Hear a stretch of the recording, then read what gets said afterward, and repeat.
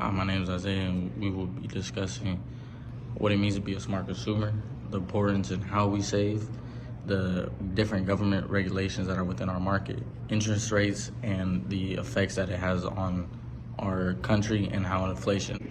Being a smart consumer can help you save a lot of money drastically. You can do this in many ways, but the main way you want to do this is by doing your research. Doing your research can help you save money on products that you either don't need or really won't last that long for you. When doing comparison shopping, you are looking at a generic brand from like Target or Walmart to compare it to a bigger name brand. One of these may be like Shea Moisture, comparing it to like a Target generic brand of hair conditioner. Doing this can help you save a lot of money because once you get into research, that name brand is not necessarily better than the generic version, when the generic version is typically a lot cheaper than that bigger name. Within the world we live in, we always want to be a good consumer and then make good consumer choices rather than bad consumer choices. Good consumer choices are doing your research, looking at unpaid reviews, and seeing which ones will last longer.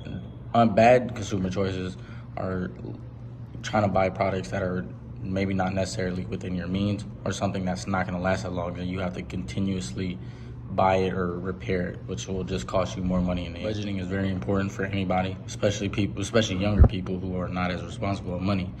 Budgeting can help you basically keep you in check, let you know where you are within your means and what you can and cannot spend your extra money on, or your money in general. It keeps you from doing certain things that you might want to do, but if you do that thing, you might not be able to pay your rent on time, you might pay your light bill, your gas. All those things are important when it comes to budgeting, because that it keeps you in line on what you need to do and buy what you need to get first rather than getting what you want. An emergency fund is money you set aside each month so that if you have an emergency, you are able to use that instead of dipping into your original budget. This could be for a broken car, anything broken within your living residence, or stuff like that.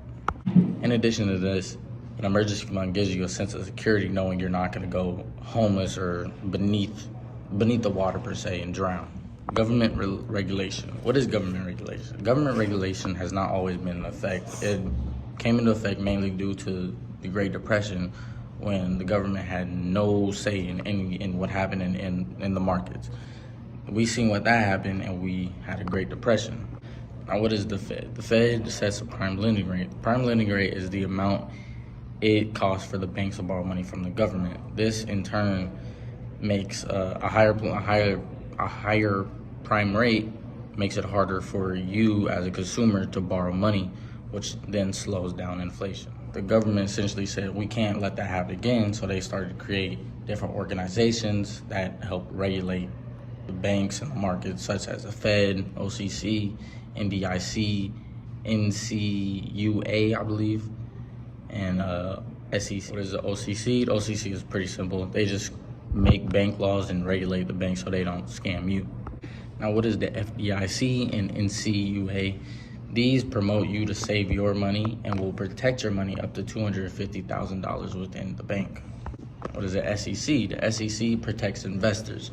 They've made laws such as making public companies, forcing them to release their financial records to the public so the investor knows if it is a reliable investment or not. So it basically protects it protects investors within the stock market. Credit reports and credit scores are important because that's basically what the country of the United States runs off of. If you have a horrible credit score, it's going to be harder for you to get loans on cars or houses. Say you have a 750 credit score, it's going to be a lot easier to get those loans on those cars or houses.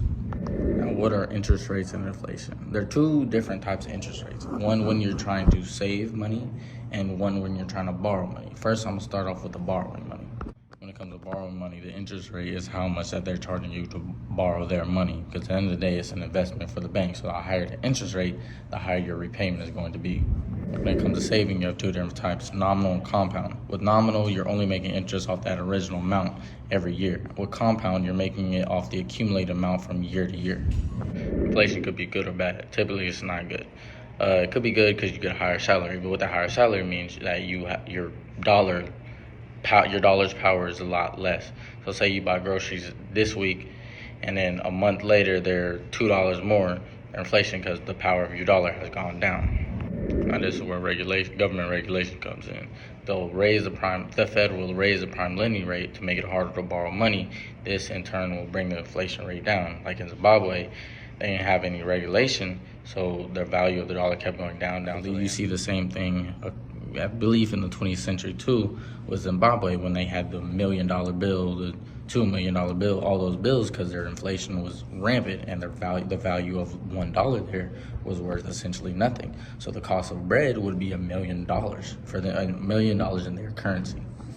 Thank you for listening. And throughout this whole video, we have learned about what it means to be a smart consumer and how important it is to budget your money. The different regulations that the government has put in to help protect you and to help protect the banks, and how inflation and interest rates work on both when you're borrowing and when you're saving. I think the main takeaway from this video should be you should always be smart with your money. You should always have an emergency fund, number one. You should always have a budget. You should always have a plan on when you're trying to invest. You should. The fourth thing you want to add on, especially once you get older, is working on your credit score. Your credit score will allow you to get a lot more things compared to if you had a horrible credit score. Thank you for listening.